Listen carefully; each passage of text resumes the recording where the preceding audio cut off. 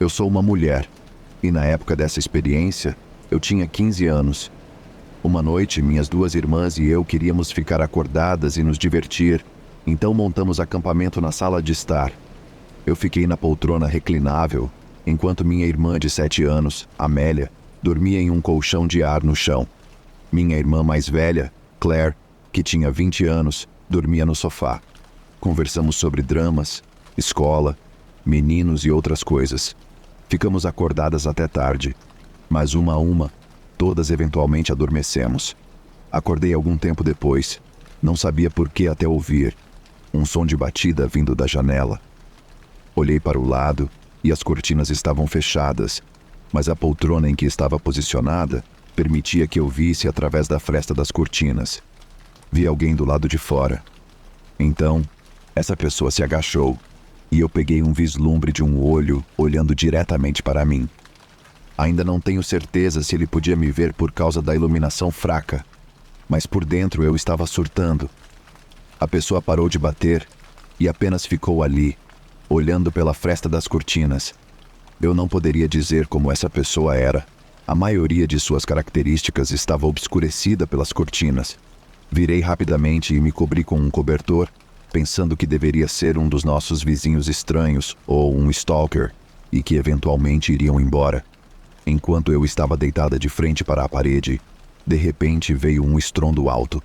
Virei de volta para a janela e vi a sombra da pessoa ainda parada ao lado da janela. Mas agora ele estava batendo os punhos contra a superfície da janela. Ele não estava tentando ser discreto de jeito nenhum. Odeio dizer isso, mas eu meio que congelei até ouvir Amélia se mexendo no colchão. Pouco depois, ela começou a chorar assim que viu a figura do lado de fora da janela. A irmã mais velha protetora dentro de mim me tirou do transe, e eu joguei meu cobertor de lado e me levantei o mais rápido que pude. Eu sabia que se o invasor quebrasse o vidro, minha irmãzinha estaria no fogo cruzado. Eu a peguei e corri para o sofá em que Claire estava dormindo. Infelizmente, estava encostado na mesma parede da janela, então agora Amélia estava chorando ainda mais. Devo mencionar que Claire sofre de um distúrbio do sono que herdou de meu pai. Ambos têm que tomar comprimidos para dormir, o que significa que, uma vez desmaiados, é quase impossível acordá-los dadas as circunstâncias. Eu tentei mesmo assim. Ouvi Claire murmurando algo como, "Vai embora." Então puxei o cabelo dela até praticamente puxá-la pela metade do sofá. Então ouvi o vidro começando a rachar. O vidro era grosso, mas ainda era possível quebrá-lo com bastante força. Tentei uma última tentativa desesperada de acordar Claire, mas então aconteceu o inimaginável. O vidro estilhaçou quando o invasor se atirou pela janela, caindo no chão da sala de estar. Amélia e eu recuamos, enquanto a figura lentamente se levantava. Então ele virou a cabeça. Eu não conseguia distinguir seu rosto, mas pude perceber que havia vários pedaços de vidro quebrado, espetados em sua bochecha e pescoço. Ele tinha caído bem em cima do vidro quebrado. Me senti terrível por deixar Claire para trás, mas eu tinha que pensar na minha irmãzinha. Corremos para o porão, que não era o melhor lugar para se esconder, mas eu estava em pânico total nesse ponto. Rapidamente fomos para o fundo do porão e nos escondemos atrás de uma meia parede que separava o cômodo em dois. Ouvimos sons de arrastar lá em cima antes que tudo ficasse em silêncio. Depois de vários minutos, ouvimos sirenes ao longe. Cerca de 5 minutos depois, 2 policiais abriram a porta do porão. Claire estava ferida pelos cacos de vidro, mas fora isso, ela estava bem. O invasor conseguiu escapar antes que os policiais chegassem. Tenho a sensação de que era um dos nossos vizinhos, ou pelo menos estava hospedado em uma de suas casas, porque um cara que acabou de se atirar por uma janela de vidro seria difícil de perder durante uma ronda. Alguém lá de cima viu alguém suspeito andando pela rua e decidiu chamar a polícia. Eles entraram em nossa casa quando viram a janela de vidro quebrado da rua. Até hoje, quem quer que tenha sido nunca foi pego.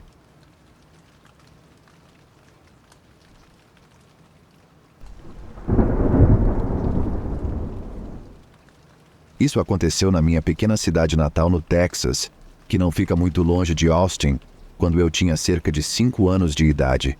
Era o início dos anos 80, e a criminalidade em nossa cidade era praticamente inexistente.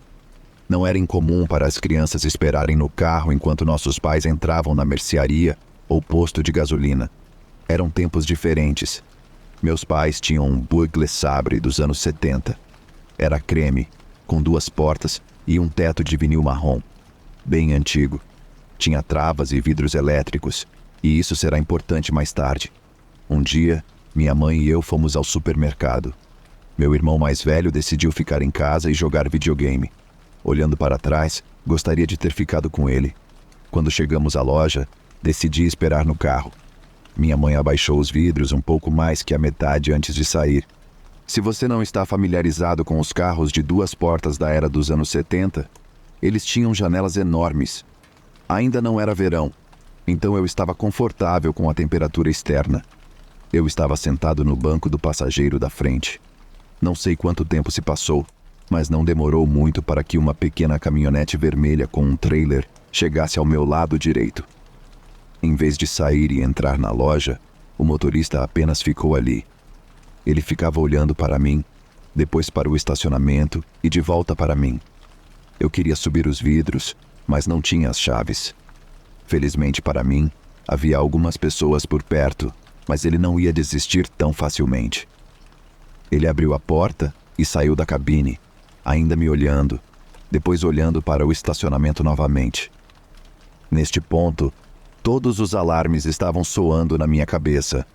Eu me arrastei para o banco de trás para colocar o máximo de distância possível entre ele e eu. Se ele tentasse entrar no carro e me pegar, eu queria dificultar o máximo possível para ele, e esperava que alguém o visse e o impedisse. Não agi nada mal para uma criança de 5 anos. Meu coração estava batendo forte. Eu sabia que uma das 2 coisas ia acontecer. Eu seria levado ou eu escaparia.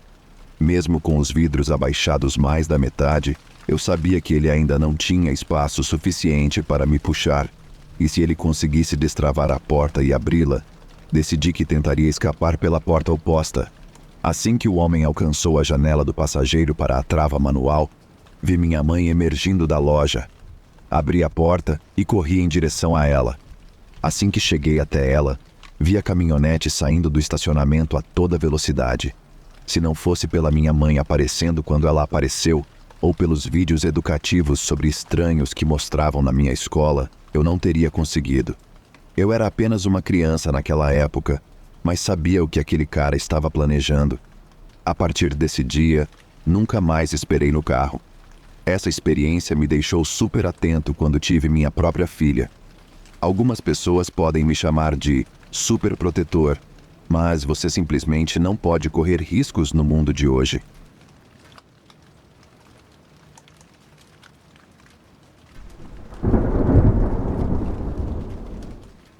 Para te dar um pouco de contexto, eu cresci em uma pequena cidade em Vermont, em uma casa grande no meio da floresta, localizada em uma encosta enorme.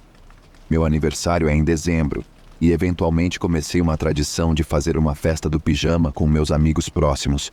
Jogávamos jogos ao ar livre e assistíamos a filmes a noite toda. No ano do meu 14º aniversário, convidei 4 amigos: Jay, Hunter, Eli e Samuel. Eu tinha ido à festa de aniversário do Jay alguns meses antes, e foi lá que eles me apresentaram a um jogo que inventaram chamado Máfia do Gato Maligno, que era uma mistura de pega-pega e máfia.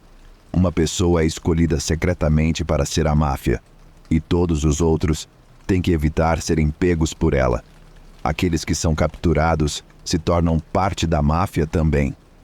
Esse jogo era melhor jogado no escuro, o que era perfeito porque escurecia por volta das 5 horas em dezembro. Naquele ano em particular, nosso grupo estava muito envolvido no jogo. Para ser honesto, não havia muito o que fazer naquela época. Tivemos que criar um sinal especial para indicar que o jogo tinha sido cancelado por qualquer motivo. Na noite em questão, estávamos cerca de 3 rodadas adentro e já estava bem escuro. Nossa visão estava prejudicada por uma leve, mas constante queda de neve. Eli e eu estávamos indo em direção a uma clareira entre minha casa e a dos vizinhos. Eli parou de repente e me fez sinal para parar também. Você vê isso? Ver o quê? Ele apontou para um par de pequenos carvalhos no centro da clareira, logo à nossa frente. Entre eles, havia uma silhueta escura. No início, pensei que era um dos meus vizinhos passeando à noite, mas quanto mais eu olhava, mais percebia que essa coisa não tinha características. Não tinha olhos, boca ou até cabelo. Era alguém usando um traje de corpo inteiro, ou talvez fosse algo mais. A forma escura contrastava com o céu noturno. É difícil explicar, mas era como olhar para um vazio negro. Então começou a se mover em nossa direção. Seus movimentos eram antinaturais, como uma animação stop motion. "Corra!" ele gritou, e nós dois saímos correndo de volta pela trilha. Enquanto corria, ouvi o que parecia ser um som de rangido vindo da direção da clareira. Olhei para trás e vi que estávamos sendo seguidos. A figura parecia mudar enquanto nos perseguia. Seus braços eram anormalmente finos e longos, e sua massa geral tinha se expandido dramaticamente, ficando muito maior do que antes. Voltamos apressadamente para minha casa, chamando todo mundo para sair e sinalizando que o jogo tinha sido interrompido. Chegamos à clareira do lado de fora da minha casa e vimos Jay, Hunter e Sam fora da minha garagem. Jay então nos chamou. "O que está acontecendo?" "Não há tempo para explicar. Vamos entrar primeiro." Todos nós entramos apressadamente na garagem e fechamos a porta. Depois que Eli e eu recuperamos o fôlego, eu expliquei.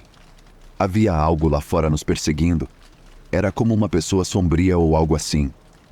"Você não está fazendo sentido. Como você poderia ver isso se estava escuro?" "Eu não sei, cara. Era como se fosse mais escuro do que tudo ao redor. De alguma forma, era como um buraco negro, ou algo assim." Fui interrompido por um longo gemido vindo da floresta. Pouco depois, meu pai abriu a porta da garagem. "O que está acontecendo aqui?" ele perguntou, obviamente confuso sobre por que estávamos todos escondidos na garagem. Tentamos explicar para ele, mas é claro que ele não acreditou em nós. Talvez tenha pensado que era parte de um jogo ou algo assim. "Pai, você não ouviu isso agora?" "Não ouvi nada. Pare de brincadeira." Foi frustrante, mas não adiantava discutir com meu pai, e conseguimos seguir em frente com nossa noite, optando por comer pizza enquanto assistíamos ao programa The Joy of Painting com Bob Ross em vez de voltar para fora. Hunter comentou que tinha visto Jay correndo em direção à casa, mesmo antes de ela e eu termos cancelado o jogo. Jay explicou que também viu uma estranha figura escura na floresta e de alguma forma sabia que não era nenhum de nós. "Você não pensou em nos avisar?" eu perguntei. "Olha, eu não tinha certeza. Quando cheguei em casa, o Hunter já estava lá, então você e Eli saíram correndo da floresta." "Ei, Hunter, você viu alguma coisa?" "Não. Eu só achei que nenhum de vocês pensaria em olhar em volta da garagem." Decidimos encerrar toda essa conversa por aquela noite, pois estava nos deixando assustados. Eventualmente, todos nós dormimos. Não tenho certeza se a próxima parte foi um sonho ou um pesadelo, mas tenho uma vaga lembrança de ser acordado por um som de gemido vindo da floresta. Desde aquela noite, tenho esse medo de olhar pela janela e ver uma massa escura através do campo, parada bem na borda da floresta. Consigo vê-la tão claramente na minha mente. Isso aconteceu há muitos anos e agora estou na faculdade, então não volto para casa com muita frequência. Espero nunca mais encontrar essa coisa novamente.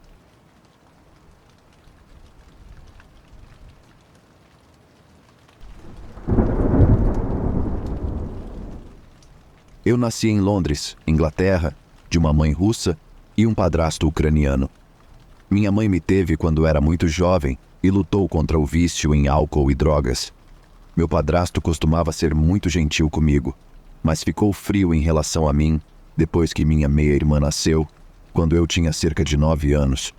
Logo após o nascimento dela, minha família foi convidada pelo meu tio para visitar uma bela ilha na Indonésia chamada Bali. Ele nos disse que era um paraíso tropical, onde até a chuva era quente. Seria definitivamente uma mudança dos sombrios meses de inverno da Inglaterra. Era época de férias, então eu não tinha escola primária para frequentar, e minha mãe estava mais do que feliz em aceitar o convite do meu tio. Então, Ele planejou uma viagem de 2 semanas, fazendo as malas. Tudo, desde o voo de 27 horas até a viagem para o nosso alojamento em Bali, correu bem.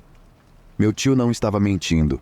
A chuva realmente era quente aqui, o ar era fresco e as vistas eram deslumbrantes.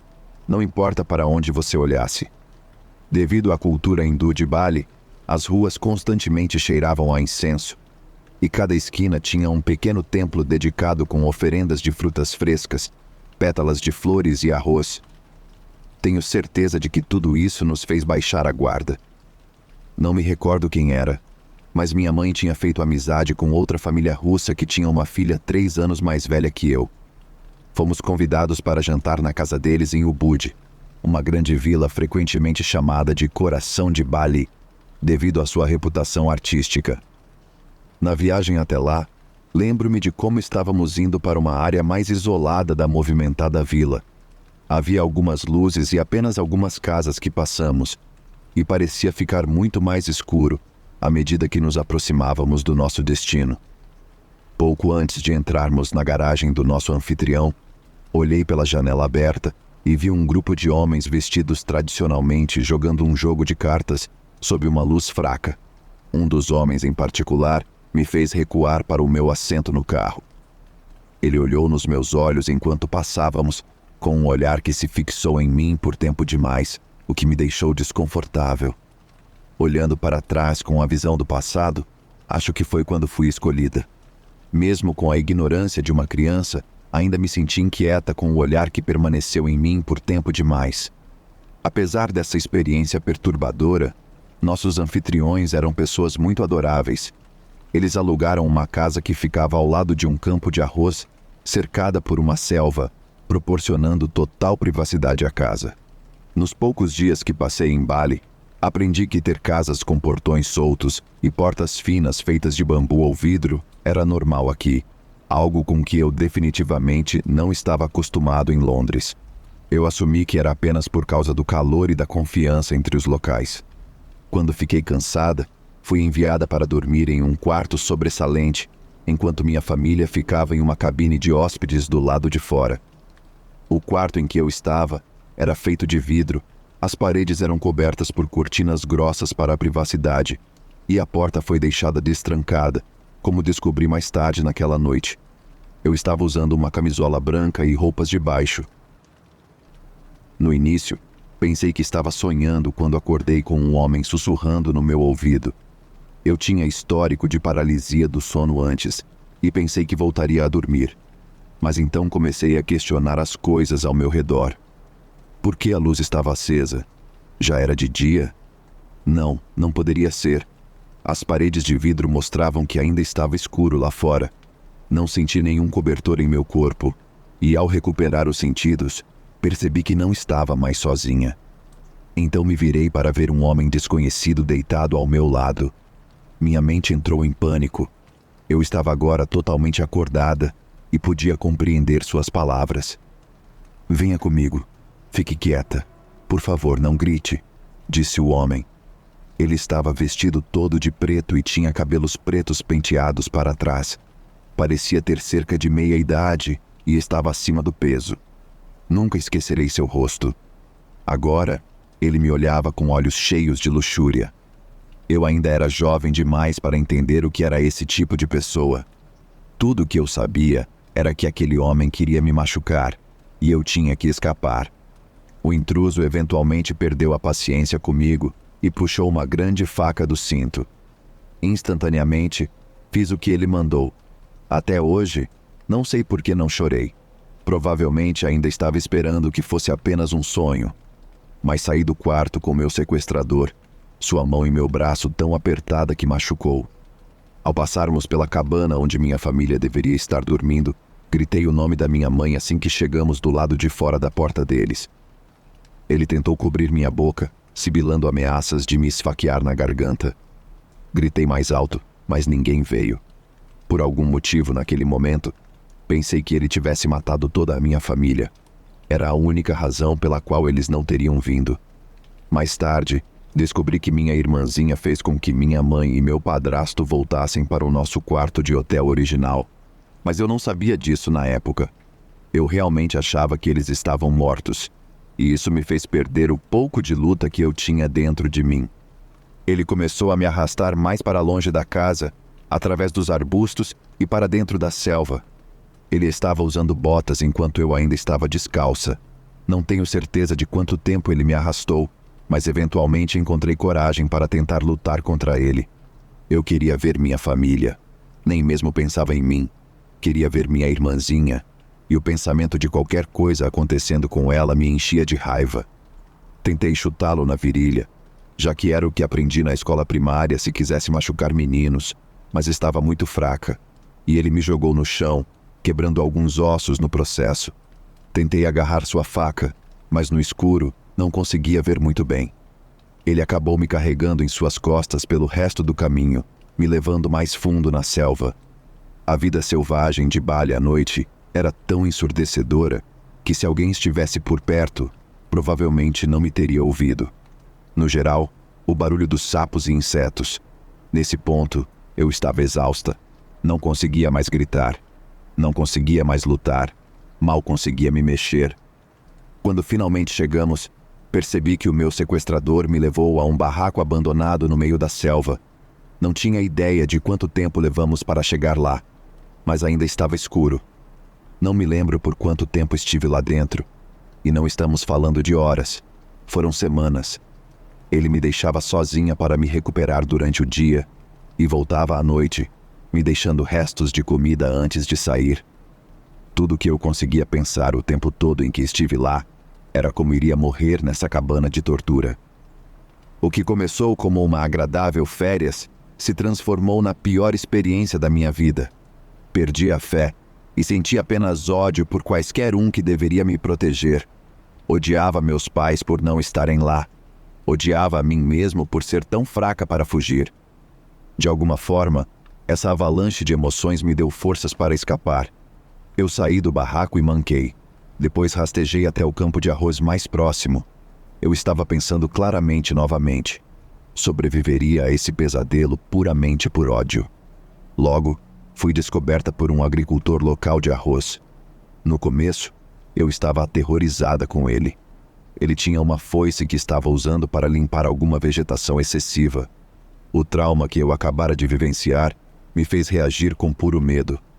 Ele conseguiu me acalmar, e embora não falasse inglês muito bem, pude ver que ele não tinha más intenções. Deixei que ele me levasse para a aldeia local, que por acaso estava perto de onde fui levada. Perdi a cabeça depois de me olhar no espelho antes de ser levada para o hospital. A maioria dos meus dentes havia desaparecido. Meu cabelo estava irregular e caindo. Minha aparência me horrorizou. Tive que passar por várias cirurgias reconstrutivas para reparar os ossos que não haviam cicatrizado corretamente. O próximo ano e meio é uma confusão para mim. Acho estranho que eu possa lembrar do meu sequestro, mas não das consequências. Infelizmente, o homem responsável pelo meu sequestro nunca foi capturado a tempo. Quando foi preso, ele havia matado uma garota de 14 anos. Houve muitas outras vítimas antes de mim, mas como a única sobrevivente, eles conseguiram obter material genético suficiente de mim para tê-lo preso para sempre. Mas todas aquelas garotas que esse monstro assassinou, e como eu quase fui uma delas, é algo com o qual ainda vivo até hoje. 12 anos se passaram, e todos já as esqueceram, mas eu nunca vou esquecer. Eu sei exatamente como foi para elas. O julgamento deixou minha família despedaçada. Tivemos que nos mudar temporariamente para Bali. Não tenho certeza de todos os detalhes, mas não podíamos mais pagar nossa casa na Inglaterra. Meu padrasto acabou indo embora. Agora minha mãe começou a me desprezar por ser uma criança problemática. Depois de 4 anos, voltamos para o Reino Unido e quase imediatamente fui levada pelo sistema de assistência social. Minha mãe me renegou por sujar o sangue da família. Ela se tornou vil e horrivelmente abusiva comigo ao longo dos anos após meu sequestro. Ela não conseguiu lidar com o que aconteceu e foi consumida pela culpa. Hoje em dia, estou muito melhor. Ainda mantenho contato com minha irmã mais nova e a apoio de todas as maneiras que posso. Me formei na faculdade com um diploma em criminologia, esperando pegar mais desses desgraçados por aí no mundo. Decidi usar meu trauma mas não foi fácil chegar a esse ponto. Passei a maior parte da minha adolescência indo e vindo de hospitais e me metendo em confusão, mas acabei fazendo alguns amigos muito bons que me apoiaram durante esse período difícil da minha vida. Para os sobreviventes por aí, vocês podem parecer estranhos para os outros por causa do seu trauma, mas não podem passar pelo inferno e sair do outro lado perfeitos e normais. Assim, não é como a vida funciona, mas como dizem, o que não te mata te torna mais forte. Nesse sentido, fiquem seguros, travem suas portas e mantenham seus filhos por perto. Obrigado por ouvir.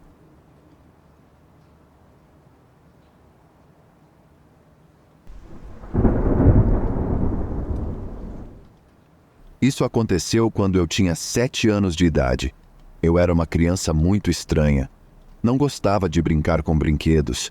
Passava a maior parte do meu tempo explorando a mata bastante grande que ficava atrás da minha casa. Acho que meu guardião, João, tinha muita confiança em mim mesmo naquela época, pois muitas vezes eu era autorizado a ir sozinho, e muitas vezes isso acontecia à noite. Meu quarto na época ficava no sótão da nossa casa de campo. Era pequeno e aconchegante, e tinha uma grande janela circular que dava para a floresta. Havia um canteiro de janela embaixo dela, e eu ficava sentado lá por horas assistindo ao pôr do sol atrás das árvores. Se eu abrisse bem a janela, conseguia sair para o telhado da cozinha, e havia um pequeno galpão de ferramentas embaixo que eu podia deslizar facilmente e pular nas moitas. Era assim que eu geralmente saía à noite para explorar a floresta. Eu sei que era uma coisa estúpida para uma criança de 7 anos fazer, mas eu era uma criança destemida. E tinha um pequeno celular que eu carregava comigo, em caso de emergência, ou se eu me perdesse. Estava a caminho de sair uma noite. Acabara de subir no telhado da cozinha, quando notei uma pequena luz piscando na linha das árvores. Parei para me mover e tentei localizar de onde vinha, mas não consegui realmente ver nada. Então presumi que tinha visto apenas uma luz externa refletindo em um dos muitos sinos de vento pendurados ao redor das árvores, e continuei meu caminho. Cheguei ao chão e dei alguns passos à frente, quando ouvi um som fraco vindo das árvores. Segurei a respiração, como fazia quando estava tentando ouvir melhor. Eu estava parado ali por cerca de 1 minuto quando ouvi o que só pode ser descrito como uma risada. Chamei e perguntei se alguém estava lá. Não esperava uma resposta, mas foi exatamente o que recebi. Parecia a voz de uma mulher idosa. Não me lembro das palavras exatas dela, mas foi algo como: "Olá, garotinha, eu vejo você." Houve outra rápida piscada de luz. Virei e subi de volta ao telhado da cozinha o mais rápido que pude, mas por algum motivo não voltei para dentro de casa. Acho que estava apenas curiosa. Eu tinha uma pequena lanterna de bolso que guardava no canteiro de janela. Peguei-a e a acendi pelo jardim. Foi quando a vi. A mulher era definitivamente idosa. Na verdade, parecia um cadáver. Era como se ela não tivesse comido por um tempo. Lembro-me de me sentir levemente assustada porque ela estava olhando diretamente para mim. Ela estava usando um vestido de noite branco e parecia estar balançando de um lado para o outro, quase como um paciente em um hospício. Então, ela começou a assobiar "The Man Who Sold the World", e honestamente, essa música ainda me assusta até hoje. É como um presságio, porque coisas estranhas parecem acontecer comigo sempre que a ouço.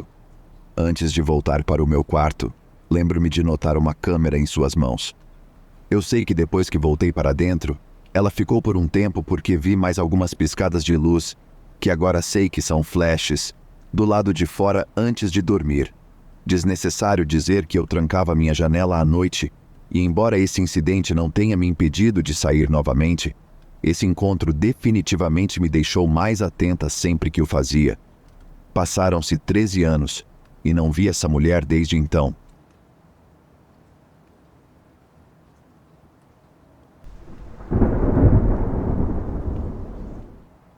Quando eu tinha cerca de 7 anos, meu pai comprou algumas centenas de acres no sul do Mississippi, cerca de 1h30 a oeste de Mobile, Alabama.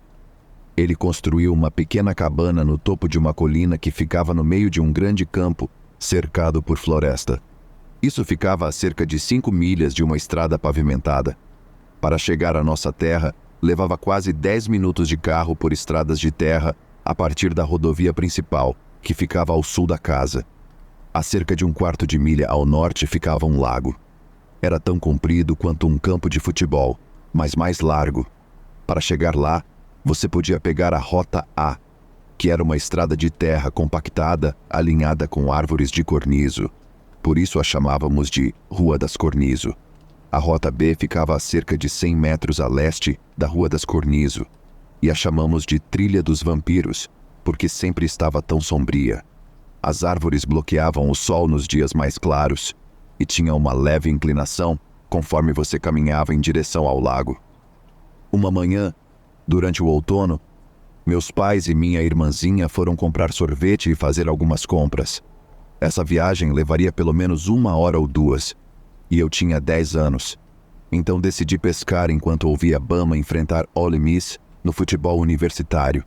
O jogo era a vitória usual de Bama, então pensei que poderia amenizar o tédio de uma vitória fácil pescando no lago. Levei minha vara, um rádio pequeno e meu isopor. Eu tinha um terrier Airedale chamado Bully, que nunca saía do meu lado, e foi neste dia que percebi o quanto ele era incrível.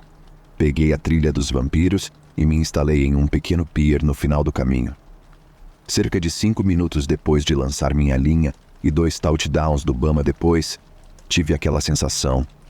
É uma sensação que aprendi a reconhecer bem, e talvez tenha me salvado a vida naquele dia. Era a sensação de estar sendo observado por algo perigoso. Bully também deve ter sentido, porque alguns segundos depois, pude ouvi-lo rosnar e olhar para o lago a oeste, em direção à Rua das Cornizo. Virei minha cabeça naquela direção, e quase imediatamente, meus olhos se iluminaram quando vi o que parecia ser uma silhueta de um homem grande se escondendo atrás de uma árvore. Estava longe demais para distinguir detalhes, mas perto o suficiente para ter certeza do que eu estava vendo. Quase 5 minutos se passaram, e pouco antes de me repreender por ter uma imaginação muito fértil, a figura se moveu lentamente atrás de uma árvore. Bully se levantou e rosnou mais alto. Eu disse a ele para parar quieto e mantive meus olhos fixos naquela árvore. Nos próximos 10 minutos, que pareceram horas, observei enquanto essa figura se movia lentamente de árvore em árvore. Estava petrificado de medo, uma coisa que descobri ser verdade naquele momento. Por algum motivo, achei importante que quem ou o que quer que fosse não soubesse que eu estava ciente disso. Finalmente percebi que o caminho da figura a estava aproximando de mim. Minha paralisia se quebrou, e casualmente larguei a vara de pesca e comecei a andar de volta em direção à Trilha dos Vampiros. Como adulto, servi no exército por 11 anos como polícia militar, mas não olhar para trás naquele dia foi a coisa mais difícil que já fiz. Quando atingi a linha das árvores, entrei em uma corrida intensa. Enquanto corria, Bully correu à minha frente e parou cerca de 20 metros à frente, virado para mim até que eu o ultrapassei. Ele continuou assim o caminho inteiro para casa. Meu cachorro estava de olho nas minhas costas. Embora eu possa entender o quão épico isso foi agora, na época, estava tão assustado que estava literalmente doente. Mesmo nessa idade, eu sabia que um homem grande tentando se aproximar de um menino de 10 anos não era coisa boa. Quando cheguei à cabana, tranquei imediatamente a porta e peguei uma das espingardas do meu pai, assim como seu revólver. Sentei-me em frente à grande janela, meus olhos grudados nas 2 aberturas dela. Nunca me senti seguro lá novamente. Quando meus amigos e eu, ou minha irmã mais nova, queríamos ir a qualquer lugar que não fosse a área ao redor da cabana, eu me certificava de que meus pais estivessem conosco. O que mais me assusta, porém, é o fato de que nossos vizinhos mais próximos estavam a cerca de 2 milhas a noroeste de nós, com mata densa entre nós. Se algo acontecesse, ninguém viria para ajudar. Ainda me pergunto quem diabos estava me observando da floresta naquele dia. Acho que nunca saberei. Às vezes, desejo poder voltar lá como um homem adulto com treinamento militar. Bully viveu uma vida plena e faleceu pacificamente quando era muito velho. Ele foi o melhor cachorro que já conheci.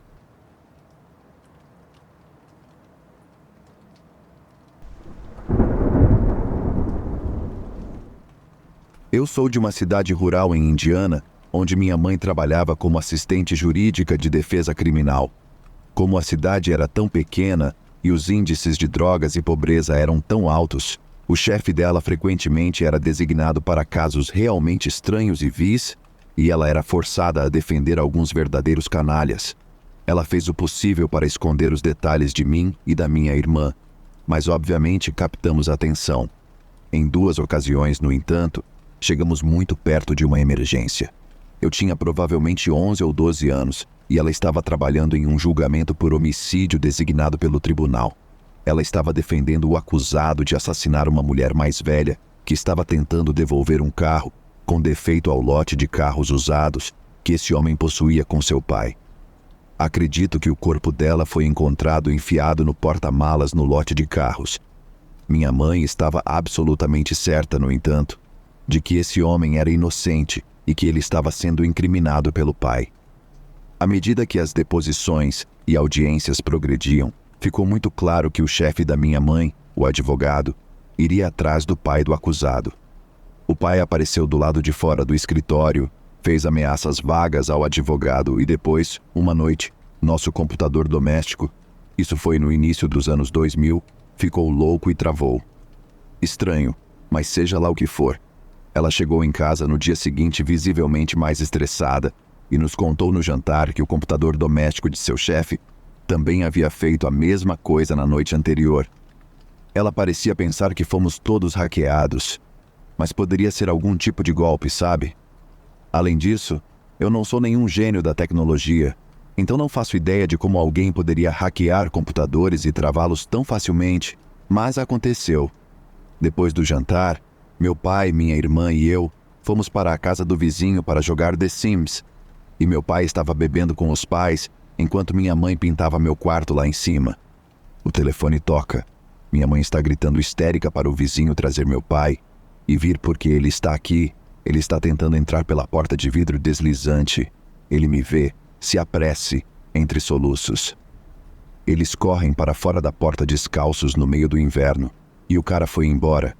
A polícia chega e encontra pegadas de sapatos na neve ao redor da casa, olhando em todas as janelas, e também ficou embaixo da árvore que olha diretamente para meu quarto onde ela estava pintando.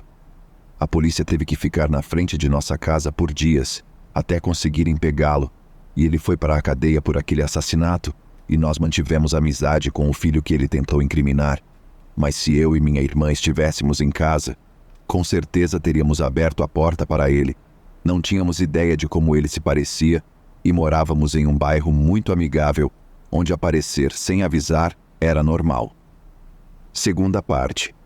Neste ponto, eu tinha 15 ou 16 anos, e desta vez minha mãe defendeu um motorista bêbado que matou uma jovem cerca de 10 anos antes. O homem se declarou culpado, se sentiu absolutamente horrível, mudou de vida completamente e até viajou para diferentes escolas secundárias, falando sobre os perigos de dirigir alcoolizado. Ele escreveu livros, frequentou reuniões dos alcoólicos anônimos na prisão, foi para a universidade na prisão, etc.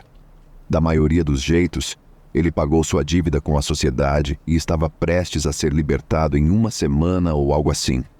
O pai da garota morta estava, compreensivelmente, chateado que o homem estava sendo libertado da prisão e conhecia minha mãe a maior parte de suas vidas, conhecidos de cidade pequena. Este pai também era conhecido por ser instável e amar metanfetamina. Então, uma noite, estou em casa sozinho com minha mãe, enquanto minha irmã e meu pai estão fora da cidade. Ela estava quieta a noite toda e eu estava com fome e era tarde. Então desci para ver como estava a situação do jantar e a encontrei sentada silenciosamente, olhando para o telefone com lágrimas rolando pelos olhos. Ela pode ser dramática. Então inicialmente fiquei irritado pensando que seria algum drama estúpido. Então resmunguei: "O quê?" E ela soluçou: "Ele está vindo para te levar de mim." E desabou em lágrimas. "O quê?" Desço o resto das escadas, pego o telefone e leio a troca de mensagens. Ele disse que sabia que ela estava sozinha em casa com seu filho mais velho. Ele queria que ela soubesse como era perder seu filho mais velho. Ele enviou uma foto de uma arma de fogo no console central de seu carro e nosso endereço digitado abaixo. As mensagens foram enviadas ao longo dos últimos 20 minutos, e essa realização me atingiu no estômago tão forte que quase vomitei. Ele estava a caminho de me matar. Quão longe ele poderia estar? Por que ela está apenas sentada aqui? Eu estava furioso com ela e comecei a gritar para chamar a polícia, enquanto trancava as portas, fechava todas as cortinas em nossas enormes janelas panorâmicas, e ela continuava sentada lá congelada, murmurando que ele queria me matar. Ele sabe onde estamos. Como se ela estivesse totalmente dissociada ou em choque, então a arrastei para o meu quarto e ligamos para a polícia, que chegou e se posicionou na entrada de nosso bairro. Não 5 minutos depois, esse desgraçado vira a esquina para entrar em nosso bairro e eles o pegam com uma arma. Eles o mandaram para uma instituição mental e uma reabilitação e nunca mais ouvi falar dele. Eu sei que ela estava congelada, mas se eu não tivesse descido as escadas naquele exato momento, eu poderia estar morto. E honestamente nunca confiei completamente nela ou em qualquer pessoa para reagir a uma crise desde então.